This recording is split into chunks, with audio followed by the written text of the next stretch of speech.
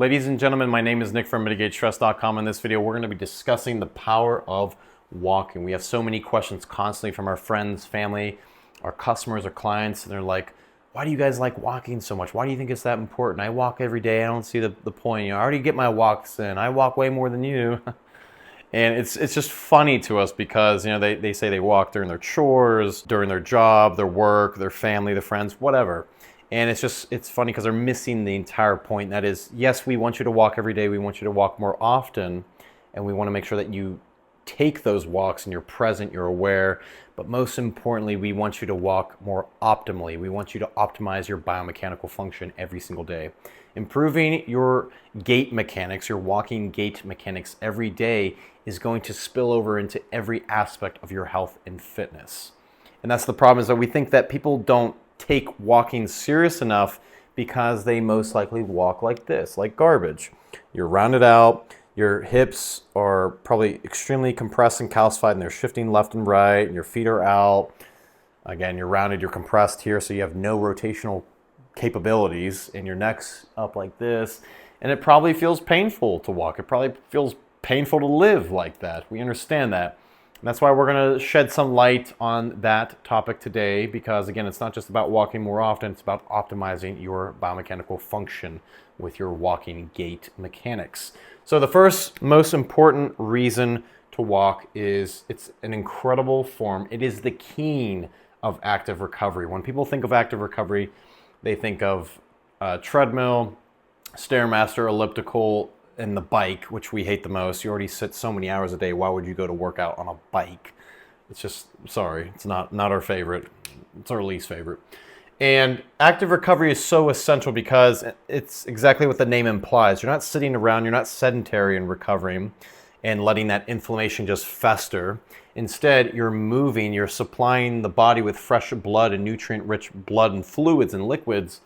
And that's going to not only clean out those metabolic waste processes that build up from that stress, intense workout, trauma, whatever occurred, and it's going to replace that with fresh, nutrient-rich fluids, blood, right? So that's the point of active recovery. It's going to help you recover so much faster, whether you're doing 2-mile walk, 6-mile walk, 30 to 90 minutes like we recommend, or walking multiple times a day, 10 to 20 minutes after each and every meal. So that's our favorite form of active recovery. Number two would be that you're optimizing, like we just said, your walking gait mechanics, which is our human blueprint when it comes to movement. You don't squat or deadlift from point A to point B, you walk. So why would you not want to optimize the most essential, fundamental, foundational movement of the human body? It's our human birthright to walk every single day, to walk a lot, but to optimize our walking mechanics. And if you master these mechanics, the walking gait mechanics, it will teach you weight transfer. Yes, you will recover better, but you will also become so much more athletically capable because you're going to learn weight transfer, stability, balance, and total body connectivity, which is going to transfer to martial arts, football, basketball, soccer, whatever sport you can think of, and it will even make you better at, guaranteed, powerlifting, bodybuilding, all of it. Number three is going to be calcification. This is a interesting one because yes, trigger pointing and corrective exercises do help to remove calcification, such as drinking our magnesium bicarbonate that we sell and getting the right forms of bioavailable calcium in your body as well. But calcification is basically calcium in the wrong parts of the body, soft tissue basically. And yes, we can trigger point, we can do correctives, but the certain parts of the body like the rib cage and the pelvis, the hips, you can't really access those areas. Therefore, you have to rotate, you have to walk. And by the way, we have one giant muscle with 600 or so attachments. So walking is one of the best ways to stimulate that one giant muscle. Cycling doesn't do that. Elliptical doesn't do that effectively enough.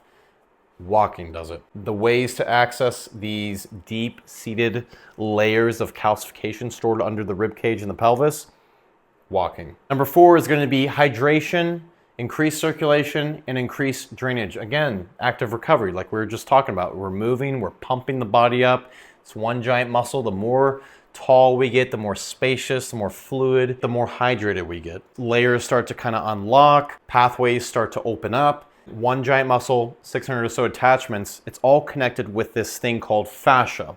And fascia is basically this giant spider web-like matrix, like when you bite in, again, to a piece of steak and you see that web-like structure come apart.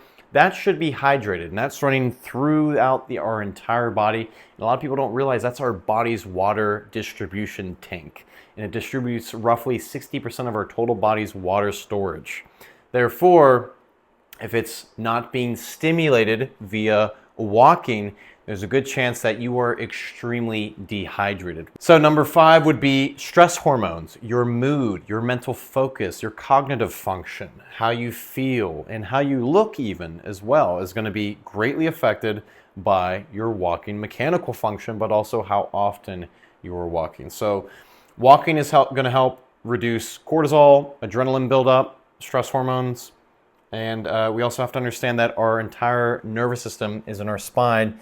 And one of the best ways to stimulate that is to rotate, to twist, to walk. And the last one is going to be digestion, number 6, because we also have to understand that our abdominal cavity holds pretty much all of our organs, some of our glands, and our digestive system.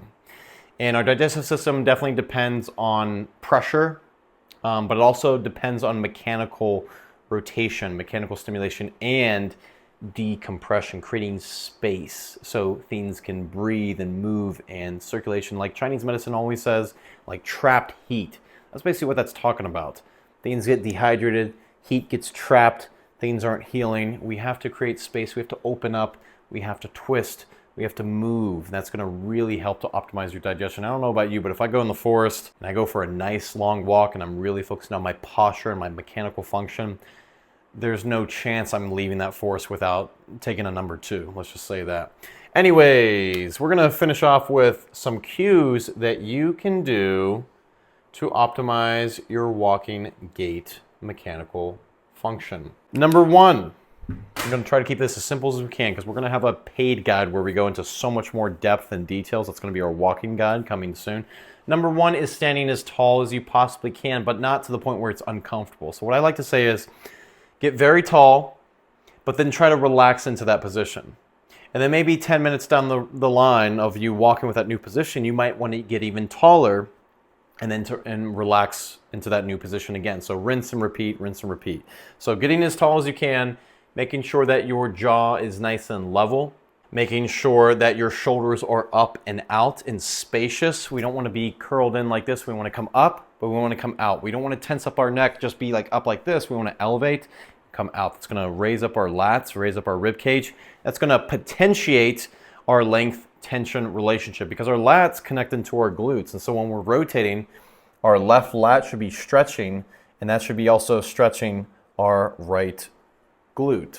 Next, I want to make sure that you guys look in the mirror and then see how you're standing. Are you shifting more over to one side? Is your pelvis tilted, shifted, twisted? We got to become aware of how our body looks. And we have to become aware by looking in the mirror, taking pictures, and seeing, oh, I'm shifted a little bit more left laterally, and I'm also twisted a little bit, and I'm curled up this way. There's so many reasons why that could be happening, but we want to become aware. We want to become tall.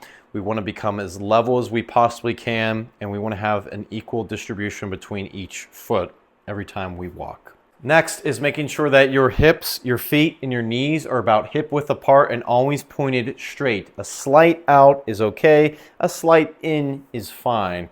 Just make sure you're not doing anything drastic, right? And with that cue, I want to make sure that you guys are also pulling the ground. That's why we're straight, so we're pulling with the middle of our hamstrings. Every step that we're pulling, we're rotating with our upper body as well. All right, so tall, rotating, relaxed, looking into the horizon, and making sure that our legs, our feet, our knees, and our hips are in a nice straight line.